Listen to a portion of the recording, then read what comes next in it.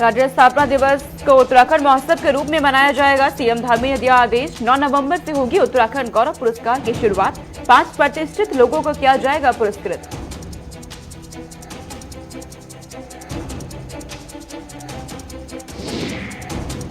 कांग्रेस लगातार करनी है उत्तराखंड सरकार पर वार कर रही है। महंगाई के विरोध में कांग्रेस ने प्रदर्शन किया। उत्तराखंड में सड़कों पर उतरी कांग्रेस। सिलेंडर लेकर शामिल हुए हरीश रावत। पेट्रोल पंप के बाहर कांग्रेसी नेताओं ने दिया धरना। उत्तराखंड में कोरोना संक्रमण कम हो रहा है। बीते 24 घंटे में 3 नए कोरोना संक्रमित मिले। वहीं एक भी मरीज की मौत नहीं हुई। 8 मरीज ऐसे हैं जो ठीक हुए और वापस घर लौटे।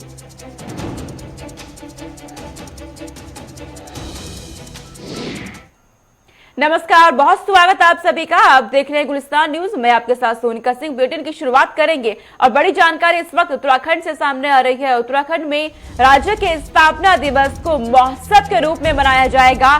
सीएम धामी की तरफ से कहा गया है। बड़ी जानकारी है। मुख्यमंत्री पुष्कर सिंह धामी ने अधिकारियों को निर्देशित किया है। इसके लिए कहा गया है कि 9 नवंबर से उत्तराखंड गौरव पुरस्कार की शुरुआत होगी और 5 प्रतिष्ठित लोगों को इस दौरान पुरस्कृत किया जाएगा, सम्मानित किया जाएगा। तो राज्य स्थापना दिवस बेहद ही धूमधाम और के साथ मनाया जाएगा। इस महोत्सव को 21वां महोत्सव राज्य का होगा। ये 21वां स्थापना दिवस होगा। तैयारियां तेज हो गई है इसके लिए। उत्तराखंड में पहली बार जनजाति महोत्सव भी मनेगा। इसी के साथ आयोजन 9 नवंबर से लेकर 15 नवंबर तक यानी 7 दिवसीय ये पूरा कार्यक्रम रहेगा। तो राज्य स्थापना दिवस को लेकर बेहद उत्साह उत्तराखंड सरकार में कार्यकर्ताओं में इस वक्त बना हुआ है। तैयारियां तेज हो गई है। 9 नवंबर का दिन जब उत्तराखंड राज्य की स्थापना हुई थी और इस दिन को बीजेपी सरकार महोत्सव के रूप में मनाने जा रही है। 5 प्रतिष्ठित लोगों को इस दौरान पुरस्कृत भी किया जाएगा। तो उत्तराखंड में पहली बार जनजाति महोत्सव बनेगा। उत्तराखंड से हमारे ब्यूरो चीफ धीरेन्द्र प्रताप सिंह मेरे साथ जुड़ गए हैं। सीधा रुख करेंगे। धीरेन्द्र, राज्य स्थापना दिवस मनाया जाएगा, 21वां स्थापना दिवस होगा और महोत्सव के रूप में से मनाया जाएगा। क्या तैयारियां आप देख रहे हैं? बिल्कुल सोनिका, देखिए उत्तराखंड 21 साल का हो गया और 21 साल की जो उम्र होती है वो युवा की उम्र होती है। और सौभाग्य से जो मुख्यमंत्री हैं वो भी देश के अधिकतम युवाओं में गिने जाते हैं। काफी युवा मुख्यमंत्री, और इसीलिए इस बार शायद राज्य स्थापना दिवस का जो समारोह होना है वो लीग से हट करके होगा। यानी वो 3 दिन तक चलेगा और 5 दिन तक चलेगा और उत्तराखंड महोत्सव के तौर पे गांव-गांव तक, पंचायत तक मनाने का निर्देश मुख्यमंत्री ने दिया है और आज से ही उसकी शुरुआत हो गई है। आज मुख्यमंत्री आवास में एक बड़ा जलसा होगा जिसमें तमाम मीडिया के लोगों को भी बुलाया गया है। समाज के अन्य सम्मानित लोगों को बुलाया गया है, आमंत्रित किया गया है। इसके साथ ही आज से इस महोत्सव की शुरुआत हो जाएगी और लगातार 5 दिन तक ग्राम पंचायत स्तर तक इसको लेकर के जाना है और सभी लोगों को, प्रदेश के सभी नागरिकों को ये एहसास कराना है कि 21 का युवा उत्तराखंड, उसमें कितनी संभावनाएं है और उन संभावनाओं को कैसे हम विकास के रूप में कन्वर्ट कर सकते हैं, बदल सकते हैं। मुख्यमंत्री का ये विजनरी प्रोग्राम कर सकती है। मुख्यमंत्री ने परसों इसके लिए एक समीक्षा बैठक ली थी और इसकी तैयारियों का जायजा भी लिया था और उससे काफी संतुष्ट दिखे थे। और उन्होंने कहा था कि 21 साल का जब उत्तराखंड हो रहा है तो प्रत्येक नागरिक को इस बात का एहसास हो कि 21 साल में हमने क्या पाया, क्या खोया, क्या पा सकते थे और कहाँ कुछ कमी रह गई। इसकी समीक्षा और आत्मनिरीक्षण की भी आवश्यकता है। और इसीलिए सोनिका, इस राज्य स्थापना दिवस को एक उत्तराखंड महोत्सव के तौर पे मुख्यमंत्री ने मनाने का निर्देश दिया और वो खुद अलग अलग कार्यक्रमों में शामिल होंगे। धीरेन्द्र, 21 साल का उत्तराखंड होने वाला है। कई सरकारें आई, कई सरकारें गई। इस दौरान बीजेपी जो इस वक्त मौजूदा सरकार है तमाम दावे कर रही है विकास कार्य को लेकर। कितना बदलाव उत्तराखंड में देखा गया है 21 सालों में? देखिए सोनिका, उत्तराखंड में बदलाव की जो बात करें तो पिछले 5 सालों का जो आप ट्रेंड देखे हो, चाहे पॉलिटिकल हो या इंडस्ट्री के क्षेत्र में हो या अलग अलग विविध क्षेत्रों में, विकास के बदलाव के कई सारे चित्र, कई सारे दृश्य आपको दिखाई देंगे। उसी के तहत देखिए, जब उत्तराखंड जब से निर्मित हुआ था 2000 में, 8 नवंबर सन 2000 को, तो उत्तराखंड का जो स्वरूप क्या होगा एक बड़ा प्रश्न चिन्ह था। क्या एक छोटा राज्य उत्तर प्रदेश से अलग हो करके अपने आप को स्टैंड कर पाएगा, यह भी एक बड़ा सवाल था। जो लोग इसके लिए राज्य निर्माण के लिए आंदोलन कर रहे थे, उनके अपने तर्क थे, और जो इसका विरोध कर रहे थे, आपने देखा होगा किस तरह से आंदोलनकारियों पे गोलियां तक चलाई गई और कई लोग शहीद भी हो गए। तो एक बड़े और कड़े संघर्ष के बाद उत्तराखंड मिला।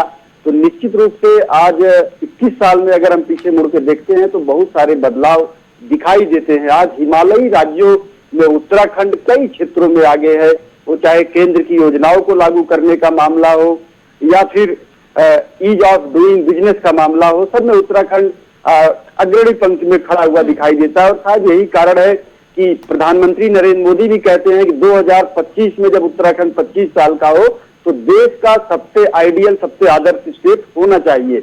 और जब केदारनाथ के दौरे पे प्रधानमंत्री आते हैं तब भी वो ये कहते हैं कि आने वाला दशक उत्तराखंड का है। तो आप समझ सकती हैं कि उत्तराखंड की जो पिछली 21 साल की यात्रा है वो जरूर समय समय धीरे धीरे चलती हुई प्रतीत हुई, लेकिन काफी कुछ उपलब्धियां इसकी झोली में है। लेकिन राज्य आंदोलनकारियों के सपनों का उत्तराखंड बनाया जाना भी बाकी है, और जो सरकारें आएंगी उनके ऊपर ये बड़ी जिम्मेदारी होगी कि वह उनके सपनों के अनुरूप इस राज्य का निर्माण करे, इसके विकास के पथ का निर्माण करे और विकास की जो गाड़ी है उसकी स्पीड को और बढ़ाएं, सुपरसोनिक स्पीड में लेकर के आगे बढ़े। सोनिका, धीरेन्द्र, पहली बार जनजाति महोत्सव भी होने जा रहा है, कितना खास होगा? बिल्कुल सोनिका, उत्तराखंड देश के हिमालयी राज्यों में इस मामले में भी काफी विशिष्ट है। इसका जो कुमाऊं, गढ़वाल और जौनसार जो 3 रीजन है, एक तरह से प्रशासनिक दृष्टि से 2 रीजन भले हो कुमाऊं और गढ़वाल, लेकिन सामाजिक दृष्टि से देखें तो जो जौनसार का रीजन है वहाँ कई जनजातियां बसती है और उसका काफी विशिष्ट इतिहास भी है। वो पांडव काल से लगा करके तमाम पौराणिक आख्यानों में भी जौनसार का जिक्र होता है। इसी तरह से कुमाऊं में कई जनजातियां बसती है, थारू, बुक्सा इत्यादि। तो उनका पहला महोत्सव उत्तराखंड में होने जा रहा है। यह एक नई तरह की शुरुआत होगी जहाँ पे इस तरह की सारी जनजातियां आएंगी, अपनी सांस्कृतिक प्रस्तुति देंगी, अपने संस्कारों के बारे में लोगों को बताएंगी, और अन्य लोग भी जो उन जनजातियों को नहीं जानते वहां पहुंचेंगे, उनकी संस्कृति, संस्कार, उनके सामाजिक परिवेश से परिचित होंगी। तो निश्चित रूप से ये एक अद्भुत कार्यक्रम होना है। अब इसका क्या रिजल्ट आता है, कितना ये सफल होता है, इसके बाद शायद इसका जो क्रम है चलता रहे। सरकार को इससे ये फायदा है कि सरकार को इसके माध्यम से उनकी समस्याओं से रूबरू हो जाएगी, उनकी समस्याएं पता चलेगी, उनके लिए क्या कुछ किया जाना चाहिए, किस तरह से उनको और विकास के मुख्य मार्ग से लाया जाए, किस तरह से उनके और आगे बढ़ाया जाए, जनजातियों को उनको मजबूत किया जाए, इसके बारे में भी सरकार को इनपुट मिलेंगे। तो निश्चित रूप से कार्यक्रम एक बड़ा कार्यक्रम और सफल होगा। ठीक है धीरेन्द्र, आपने तमाम जानकारी हम तक पहुंचाई, बहुत शुक्रिया तमाम जानकारी हम तक पहुंचाने के लिए। आगे रुक करते हैं, 2022 में विधानसभा के चुनाव होने हैं उत्तराखंड में, और चुनाव से पहले चुनावी हलचल उत्तराखंड में तेज हो गई है। बीजेपी केंद्रीय नेता जनता के नब्ज को टटोलेंगे, ये इस वक्त बड़ी जानकारी सामने आ रही है। रुझान के हिसाब से तय होगा कि किसे टिकट मिलेगा। टिकट बंटवारे को लेकर अब जनता के नब्ज को टटोला जाएगा। कई विधायकों के टिकट भी कटेंगे। इस दौरान बड़ी जानकारी सामने आ रही है। 2022 को लेकर तैयारियों में लगी है उत्तराखंड सरकार। चुनावी हलचल तेज हो गई है और बीजेपी केंद्रीय नेता अब जनता के नब्ज को टटोलेंगे, और इस दौरान कई विधायकों के टिकट भी कट सकते हैं। बड़ी जानकारी है। रुझान के हिसाब से ही टिकट का वितरण किया जाएगा। जनता के बीच किसकी पकड़ मजबूत है, इसके बात को लेकर के नब्ज टटोली जाएगी जनता की। तो बीजेपी केंद्रीय नेता जनता की नब्ज टटोलेंगे। उत्तराखंड से हमारे ब्यूरो चीफ धीरेन्द्र एक बार फिर मेरे साथ जुड़ गए हैं तमाम जानकारी के साथ। धीरेन्द्र, बड़ी जानकारी मिल रही है, 2022 को लेकर तैयारियों में बीजेपी जुटी गई है और अब कहा जा रहा है कि जनता के नब्ज को टटोलने का काम किया जाएगा। अब बिल्कुल सोनिका, देखिए कल जो राष्ट्रीय कार्यकारिणी संपन्न हुई है बीजेपी की, उसमें उत्तराखंड के चुनाव को लेकर के भी, पार्टी की तैयारियों को लेकर के भी बड़ी गहन और विशद चर्चा हुई है। उसके बाद जो उत्तराखंड के प्रदेश अध्यक्ष है उन्होंने मीडिया को एक प्रेस रिलीज भी जारी किया और उसमें बताया कि क्या क्या बातें हुई है, और उन्होंने ये भी बताया कि पार्टी की क्या तैयारियां है, बूथ स्तर से लेकर के पन्ना प्रमुख तक जो उनका एक चुनावी तरीका है, वर्किंग स्टाइल है इलेक्शन की, उसके बारे में बहुत विस्तार से बात हुई है। और उन्होंने एक बार फिर दावा किया है कि अपनी तैयारियों के बल पे हम 60 पार करेंगे। उन्होंने कहा कि जो बड़े नेता हैं वो आएंगे और जनता से रूबरू होंगे, जनता से किए गए वादों को बताएंगे कि उनको कितना उन्होंने पूरा कर दिया है, और कुछ वादे बच गए तो उनके लिए फिर से कितना समय चाहिए। इसके साथ ही जो बड़े नेता हैं, आपने देखा होगा कि उनके आने का क्रम लगातार जारी है। आज जब मैं आपसे बात कर रहा हूँ, राष्ट्रीय अध्यक्ष जेपी नड्डा, गृह मंत्री अमित शाह और प्रधानमंत्री नरेंद्र मोदी, इन सबके एक दो दौरे पिछले 2 महीनों के अंदर उत्तराखंड में हो चुके हैं, जबकि अन्य पार्टियों के नेता भी बहुत दूर हैं राज्य से। तो इस तरह से देखे तो उनका की चुनावी तैयारियों को लेकर के बीजेपी से जैसा कि उसका इतिहास है, वो उसी तरह से सक्रिय है। उस तैयारियों में, चुनावी रणनीति बनाने में, उसको अंजाम देने में, सांगठनिक चीजों को ओवरहॉलिंग करने में बीजेपी काफी आगे दिखाई दे रही है। और इसके बाद भी उनके बड़े नेता जनता की नब्ज टटोलने की बात कर रहे हैं, क्योंकि वो जनता को अट्रैक्ट करते हैं। उन्हें पता है किस तरह से जनता को अपनी तरफ खींचा जा सकता है, किस तरह से उनका जनादेश, उनका विश्वास हासिल किया जा सकता है। तो ये सारी कवायद जनता से रूबरू होने की और उनको अपने किए गए 2017 में किए गए तमाम घोषणा पत्र के वादों के बारे में बताने की है। इसलिए उनके तमाम नेता रणनीति के तहत यहाँ आ रहे हैं। और आप देखेंगे जैसे जैसे चुनाव नजदीक आएगा, ये गतिविधियां बढ़ती जाएंगी। तमाम बड़े नेता, केंद्रीय मंत्री और उनके जो अन्य बड़े पदाधिकारी हैं, शीर्ष नेतृत्व जिन्हें बीजेपी आला कमान कहा जाता है, वो सब इस राज्य में धूल खाक छानते हुए मिलेंगी राज्य की, और जनता से सीधे कनेक्ट करते हुए जनता को मिलेंगे। सोनिका, धीरेन्द्र, जिस तरीके से आप जानकारी दे रहे हैं कि बीजेपी पूरी तैयारी कर रही है, रणनीति बनाई जा रही है, लेकिन 2017 का धीरेन्द्र अगर हम परिणाम देखें तो तकरीबन 18 सीटों पे बीजेपी को हार मिली थी। तो उन सीटों को लेकर, उन सीटों पर फोकस को लेकर क्या खास रणनीति आप देख रहे हैं? बिल्कुल सोनिका, देखिए, न केवल उन सीटों पे जिन पे पिछली बार बीजेपी बहुत कम अंतर से हार गई थी, उनके लिए पार्टी आला कमान सशक्त रणनीति बना रहा है, बल्कि इस बार जो उनके अपने विधायक है, 70 में से 57 विधायक उनके पास थे और कुछ विधायकों को उन्होंने ज्वाइन कराया तो उनकी संख्या और बढ़ गई। तो 57 विधायक अगर मान ले जो 2017 में बीजेपी के टिकट पे जीत करके आए थे, उनकी स्थिति का भी आकलन किया गया। कई चक्र के सर्वे कराए जा चुके हैं और उन सर्वे के आधार पर उनके टिकट कटेंगे या उन्हें टिकट मिलेंगे, इस पर भी चर्चा हो रही है। और पूरी उम्मीद है कि इस बार बीजेपी लगभग 40% से अधिक विधायकों के टिकट काटेगी और उन सीटों पर नए चेहरों को मौका देगी, क्योंकि बीजेपी इस मामले में काफी आगे है। 2017 में भी उसने बड़े बड़े दिग्गजों के टिकट काट दिए थे और उसका परिणाम ये रहा कि नए नए चेहरे जीत करके आए और बीजेपी को प्रचंड बहुमत दिलाया और उत्तराखंड के राजनीतिक इतिहास के उस मिथक को तोड़ दिया कि कोई पार्टी कभी प्रचंड बहुमत में उत्तराखंड में नहीं आ सकती है।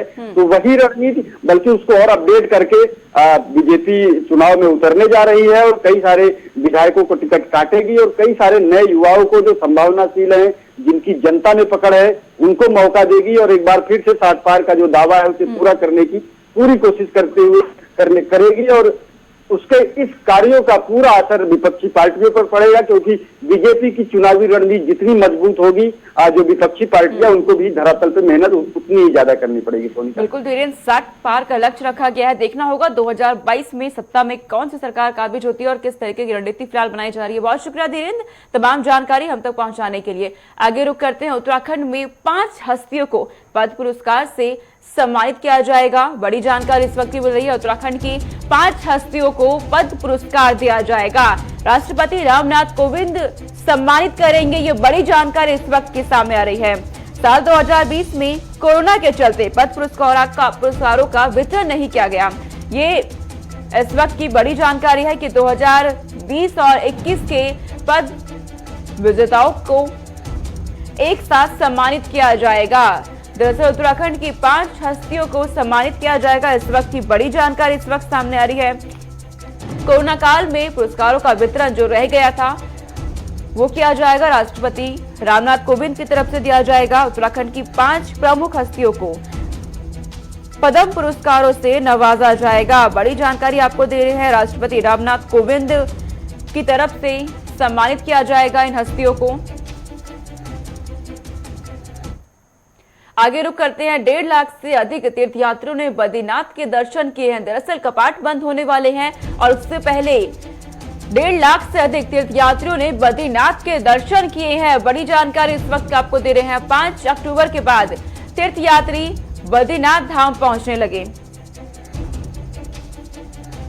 20 नवंबर को बंद होंगे बद्रीनाथ के कपाट और रविवार को 1796 तीर्थयात्रियों ने बद्रीनाथ के दर्शन किए। तो बड़ी जानकारी आपको दे रहे हैं, 20 नवंबर को कपाट बंद होने हैं और उससे पहले बद्रीनाथ धाम तमाम श्रद्धालुओं की संख्या पहुंच रही है। बेहद ही खूबसूरत तरीके से इस वक्त बद्रीनाथ धाम को सजाया गया है। क्योंकि 20 नवंबर को मंदिर के कपाट बंद हो जाएंगे और तीर्थ यात्रियों की संख्या बढ़ने लगी है। आखिरी दर्शन के लिए लोग पहुंच रहे हैं। तीर्थ यात्रियों का हुजूम लगातार उमड़ता जा रहा है। 1796 रविवार को तीर्थ यात्रियों ने भगवान बद्रीनाथ के दर्शन किए। हालांकि इस बार कोरोना काल के चलते चारधाम यात्रा की शुरुआत लेट हुई, लेकिन इसके बावजूद तीर्थ यात्रियों की संख्याओं ने रिकॉर्ड तोड़ा और अब बद्रीनाथ के कपाट बंद होने हैं 20 नवंबर को। उससे पहले जानकारी है कि तीर्थ यात्रियों की संख्या लगातार पहुंच रही है दर्शन के लिए। संवाददाता धनराज मेरे साथ जुड़ गए हैं तमाम जानकारी के साथ। धनराज, 20 नवंबर को बद्रीनाथ के कपाट बंद हो जाएंगे, उससे पहले तमाम श्रद्धालु दर्शन करने के लिए पहुंच रहे हैं।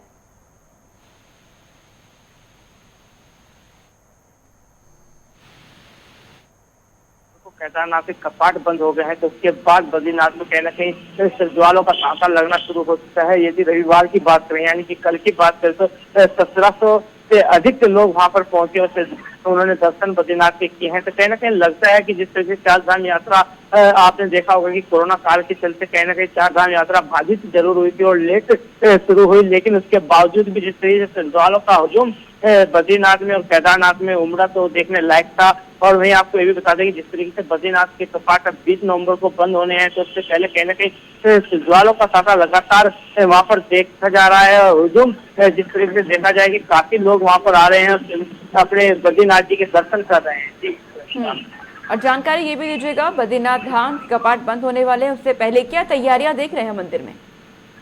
जी सोनिका, बिल्कुल जिस तरीके से देखा जाए कि 20 नवंबर को जब बद्रीनाथ के कपाट बंद होने हैं, तो उससे पहले कहीं ना कहीं पूरी तैयारियां बद्रीनाथ में की गई है। क्योंकि आपने देखा होगा कि केदारनाथ में जब कपाट बंद हुए थे, एक दिन पहले प्रधानमंत्री नरेंद्र मोदी वहां पहुंचे, उन्होंने वहां पर दर्शन किए। और अब बद्रीनाथ के कपाट बंद होने हैं 20 नवंबर को, तो उससे पहले सरकार की तरफ से पूरी तैयारियां वहां पर की गई है। फूलों से पूरा बद्रीनाथ मंदिर सजाया जाएगा और वहीं पर जो लाइटिंग है वो भी वहां पर की जाएगी और तमाम श्रद्धालु वहां पर मौजूद होंगे। तो देखने वाले एक दृश्य जो होगा वो देखने वाला होगा, क्योंकि बद्रीनाथ एक अपने आप में बड़ा धाम माना जाता है। तो कहीं ना कहीं लगता है कि जब कपाट बंद होंगे तो उससे पहले काफी तैयारियां सरकार कर चुकी होगी। ठीक है धीरेन्द्र, तमाम जानकारी आपने हम तक पहुंचाई, बहुत शुक्रिया तमाम जानकारी हम तक पहुंचाने के लिए। आगे रुक करते हैं, कांग्रेस उत्तराखंड सरकार पर लगातार हमलावर है और महंगाई को लेकर के लगातार निशाना साधा जा रहा है सत्ता पक्ष पर। बड़ी जानकारी इस वक्त आपको दे रहे हैं, कांग्रेस की तरफ से लगातार उत्तराखंड सरकार पर वार किए जा रहे हैं। लगातार हमलावर है कांग्रेस। महंगाई के विरोध में प्रदर्शन किया गया है कांग्रेस कार्यकर्ताओं की तरफ से। उत्तराखंड में सड़कों पर उतरी है कांग्रेस इस वक्त और महंगाई के खिलाफ प्रदर्शन किया जा रहा है। सिलेंडर लेकर हरीश रावत भी शामिल हुए हैं प्रदर्शन के दौरान। कांग्रेस की तरफ से पेट्रोल पंप के बाहर भी धरना दिया गया है। महंगाई को लेकर, पेट्रोल डीजल के बढ़ते रेट को लेकर के जिस तरीके से प्रदर्शन कांग्रेस की तरफ से किया जा रहा है। हालांकि केंद्र सरकार की तरफ से पेट्रोल और डीजल को लेकर के एक्साइज ड्यूटी घटा दी गई, राहत दे दी गई है जनता को, लेकिन महंगाई को लेकर के कांग्रेस की तरफ से लगातार प्रदर्शन किए जा रहे हैं। उत्तराखंड सरकार पर हमलावर नजर आ रही है। दरअसल 2022 में विधानसभा के चुनाव उत्तराखंड में होने हैं और उससे पहले कांग्रेस हर मुद्दे को बढ़ाने की पूरी कोशिश में जुटी हुई है।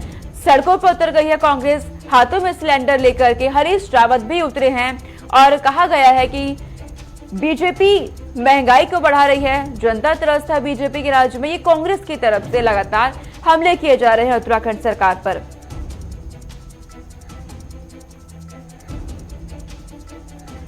बड़ी जानकारी इस वक्त की, कांग्रेस इस वक्त सड़कों पर उतर गए हैं, महिलाएं भी इसमें शामिल है, हाथों में होल्डिंग्स लिए, बैनर लिए और सिलेंडर लिए।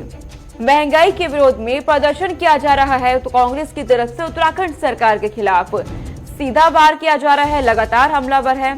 संचित शर्मा संवाददाता मेरे साथ जुड़ गए हैं तमाम जानकारी के साथ। संचित, कांग्रेस की तरफ से लगातार विरोध प्रदर्शन किए जा रहे हैं महंगाई को लेकर, क्या जानकारी आपके पास? बढ़ती महंगाई को लेकर के पूरे भारत वर्ष के जो विपक्ष दल है वो लगातार विरोध करने में लगे हैं। तो बात अगर उत्तराखंड की करें तो आप देखिए उत्तराखंड में कांग्रेस विपक्ष में है और लगातार जो महंगाई बढ़ी है उत्तराखंड के अंदर उसको लेकर के लगातार विरोध प्रदर्शन करने में लगी है। चाहे आप बात इस वक्त गैस सिलेंडर की करें, पेट्रोल की करें, तमाम तरीके की जो महंगाई उत्तराखंड के अंदर बढ़ाई गई है उसको लेकर के लगातार कांग्रेस सड़कों पर उतरी है, विरोध प्रदर्शन कर रही है। आप देखिए कि कांग्रेस के जो कार्यकर्ता है, जिसमें पूर्व मुख्यमंत्री हरीश रावत भी मौजूद रहे, और उन्होंने जो सिलेंडर मार्च निकाली, कहीं ना कहीं सिलेंडर की जो बढ़ती महंगाई को लेकर के उन्होंने सड़क पे पैदल मार्च निकाला, जिसमें उन्होंने बढ़ती महंगाई का विरोध करते हुए सरकार का विरोध किया। तो आप देखिए उत्तराखंड की राजनीति में कुछ इस तरीके की हलचल देखने को मिलती है, क्योंकि आप देखिए लगातार 2022 के जो विधानसभा चुनाव है लगातार नजदीक आने वाले और कुछ ही टाइम में विधानसभा चुनाव होने हैं, जिसको लेकर के लगातार जो विपक्षी दल है वो जो पूर्व में जो वर्तमान में सरकार है भारतीय जनता पार्टी की, उसका लगातार विरोध कर रही है, उनकी नीतियों का विरोध कर रही है और तमाम बड़े मंचों से जाकर के उनका विरोध करने का काम कर रही है। और देखिए साथ ही साथ आम आदमी पार्टी की बात करें तो वो भी इस वक्त उत्तराखंड के अंदर तीसरी पार्टी के रूप में उत्तराखंड में स्थापित होने का काम कर रही है। तो उनकी अगर बात करें वो भी लगातार भारतीय जनता पार्टी के विरोध में तमाम तरीके की यात्राएं निकाल रही है, तमाम तरीके के विरोध प्रदर्शन कर रही है। तो आप अंदाजा लगा सकते हैं कि उत्तराखंड के अंदर जो चुनावी हलचल है वो तेज हो गई, जिसको लेकर के विपक्ष हर एक बात को मुद्दा बनाने से पीछे नहीं हटता है। संचित, पेट्रोल पंप के बाहर भी नेताओं की तरफ से धरना दिया गया है, कांग्रेस नेताओं की तरफ से। दरअसल पेट्रोल डीजल को लेकर धरना दिया जा रहा है। केंद्र सरकार ने बातें मान ली है कांग्रेस की तरफ से, जो भी मांग उठाए जा रहे थे, इसके बावजूद अब धरना प्रदर्शन क्यों? देखिए सोनिका, अगर सेंट्रल एक्साइज की बात करें तो सेंट्रल एक्साइज की जो ड्यूटी थी उसको केंद्र सरकार ने घटाया, और साथ ही साथ अगर उत्तराखंड की बात करें तो पुष्कर सिंह धामी ने भी जो पेट्रोल के जो दाम थे उनको भी कम किया है। तो कहीं ना कहीं देखिए अगर बात आप कांग्रेस की करें उत्तराखंड के अंदर तो उनको मुद्दा चाहिए, और तमाम तरीके के मुद्दे वो ऐसे मुद्दों पर वार करना चाहते हैं जो डायरेक्ट जनता से जुड़े हों, जो डायरेक्ट जनता को अपील करते हों। और देखिए पेट्रोल एक ऐसा मुद्दा है जिसको लेकर के हर व्यक्ति उत्तराखंड के अंदर क्या पूरे देश भर के अंदर परेशान नजर आता है, क्योंकि देखिए पेट्रोल के बढ़ते दाम कहीं ना कहीं चिंता का विषय है, क्योंकि पेट्रोल और डीजल जिस तरीके से अगर उनका रेट बढ़ता है तो तमाम तरीके की जो चीजें, तमाम तरीके के जो संसाधन है उनका किराए से लेकर के जो तमाम तरीके की खाद्य का सामान होता है उनके भी रेट बढ़ जाते हैं। तो कहीं ना कहीं उसका सीधा असर जनता पे पड़ता है, उनकी जेब पर पड़ता है। तो कहीं ना कहीं उसका विरोध करते हुए कांग्रेस पार्टी नजर आती है। कांग्रेस पार्टी का साफ तौर पे कहना है कि जब उनकी सेंट्रल में सरकार थी और पेट्रोल 75 रुपए के आसपास जब पहुंच गया था तो भारतीय जनता पार्टी ने तमाम तरीके के बड़े मंचों से उनका विरोध किया, और आज उन्हीं की सरकार सेंट्रल में, और आज केंद्र सरकार के में उनकी सरकार होने के बाद 90-99 तक 100 तक पेट्रोल पहुंच चुका है, और अब कोई विरोध प्रदर्शन देखने के लिए नहीं मिलता। तो कहीं ना कहीं जो सेंट्रल की सरकार है और राज्य की सरकार है, दोनों ही सरकार सोई और डायरेक्ट जनता की जेब पे डाका डालने का काम दोनों ही सरकार करती है। ऐसा कहना कांग्रेस के कार्यकर्ता, कांग्रेस के बड़े नेताओं का तमाम तरीके से सार्वजनिक मंच से कहना है। ठीक है संचित, बहुत शुक्रिया तमाम जानकारी हम तक पहुंचाने के लिए। आगे रुक करते हैं, आम आदमी पार्टी उत्तराखंड में तैयारियों में लग गई है विधानसभा चुनाव को लेकर। उत्तराखंड चुनाव को लेकर आम आदमी पार्टी की तैयारियां तेज हो गई है। इसी के मद्देनजर रोजगार गारंटी जागरूकता के लिए आम आदमी पार्टी ने बाइक रैली निकाली है। आम आदमी पार्टी युवा को घेरने में लगी है। दरअसल युवाओं को साधने का काम भी किया जा रहा है। दिल्ली की तर्ज पर उत्तराखंड का विकास करने का आम आदमी पार्टी ने संकल्प लिया है, और कहा जा रहा है कि अगर उत्तराखंड में आम आदमी पार्टी की सरकार बनती है तो दिल्ली की तर्ज पर ही उत्तराखंड का विकास किया जाएगा। इसके लिए रोजगार गारंटी अभियान को लेकर के लगातार जागरूकता चलाई जा रही है, और इसके लिए बाइक रैली निकाली गई है। सीधा युवाओं को साधने का प्रयास किया जा रहा है। दरअसल कई तमाम मुद्दों को लेकर इस वक्त आम आदमी पार्टी लगातार मुखर है। रोजगार को लेकर, स्वास्थ्य के क्षेत्र में, शिक्षा का क्षेत्र को लेकर के, और खासकर रोजगार के जरिए युवाओं को अपने पढ़ने में लेने के लिए रोजगार गारंटी अभियान इस वक्त आम आदमी पार्टी की तरफ से चलाया जा रहा है। आगे रुक करते हैं, उत्तराखंड में मौसम का मिजाज बदलने लगा है, ठंड भी बढ़ने लगी है, और जिस तरीके से तस्वीरें इस वक्त सामने आ रही हैं तो मौसम एक बार फिर उत्तराखंड में करवट ले लिया है। प्रशांत महासागर में लाल-नीना के प्रभाव के चलते उत्तर भारत सहित उत्तर पूर्व एशिया में इस बार कड़ाके की ठंड पड़ने की संभावना है। प्रशांत महासागर में पानी ठंडा होना और तेजी से बढ़ने लगा है। आमतौर पर इसका सीधा मतलब है उत्तरी गोलार्ध में तापमान का सामान्य से भी कम होना। इसके चलते पूरे उत्तर भारत सहित उत्तराखंड में कड़ाके की ठंड पड़ने की संभावना है। इस बीच पारा सामान्य से 3 डिग्री तक नीचे गिर सकता है। आपको बता दें कि 25 अक्टूबर को देश से मानसून विदा हुआ। यहाँ पिछले 50 साल में 7वीं बार है जब मानसून इतनी देरी से विदा हुआ है। उत्तराखंड में मानसून की विदाई के साथ ही अब देश के उत्तरी इलाकों में ठंड पड़नी शुरू हो गई है। दरअसल उत्तराखंड में मौसम का मिजाज बदल गया है और ठंड पड़नी शुरू हो गई है। ठंड लगातार बढ़ने भी लगी है। उत्तराखंड में 3 डिग्री से भी नीचे पारा इस वक्त गिरेगा, ये जानकारी मिल रही है। चलिए इस बुलेटिन में इतना ही, लेकिन उससे पहले एक बड़ी जानकारी इस वक्त सामने आ रही है। राम रहीम की मुश्किलें बढ़ सकती हैं। बड़ी जानकारी इस वक्त की, गुरु ग्रंथ साहिब की बेअदबी केस में आज पूछताछ होगी। बेअदबी मामले में आज पूछताछ करेगी पंजाब एसआईटी। बड़ी जानकारी इस वक्त पंजाब से आपको दे रहे हैं। सुनारिया जेल में पूछताछ की जाएगी पंजाब एसआईटी की तरफ से। इस वक्त की बड़ी जानकारी है, पंजाब एसआईटी राम रहीम केस में पूछताछ करेगी, यानी राम रहीम की मुश्किलें अब और बढ़ सकती है। गुरु ग्रंथ साहिब की बेअदबी केस में पूछताछ की जाएगी। 2015 का ये मामला है और अब पंजाब एसआईटी इस मामले में पूछताछ करेगी। तो पंजाब की सियासत में इसका असर भी काफी ज्यादा देखने को मिलेगा और काफी ज्यादा अहम ये मामला। और इसी बीच एक और बड़ी जानकारी, पंजाब विधानसभा का विशेष सत्र शुरू हो गया है। ये बड़ी जानकारी इस वक्त की, मुख्यमंत्री चरणजीत सिंह चन्नी माथा टेक कर विधानसभा में अंदर दाखिल हुए हैं। विधानसभा में आज सबसे पहले दिवंगत शख्सियतों को श्रद्धांजलि दी जाएगी। 2 दिन का होगा पंजाब विधानसभा का ये सत्र। शुरुआत हो गई है सत्र की।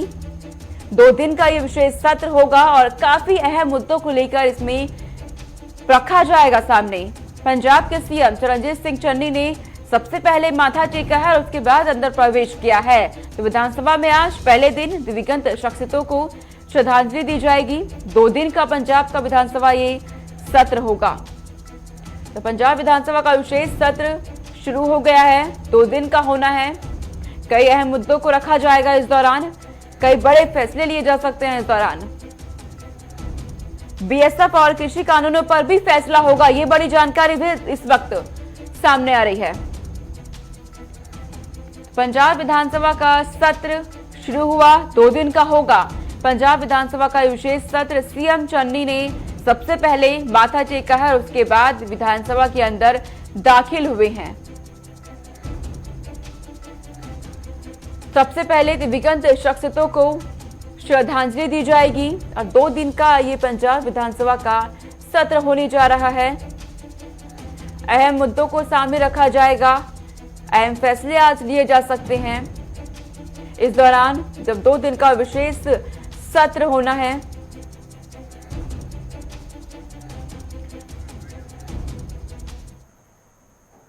चलिए इस बुलेटिन में इतना ही। खबरों का सिलसिला लगातार जारी है, देखते रहिए गुलिस्तान न्यूज। नमस्कार।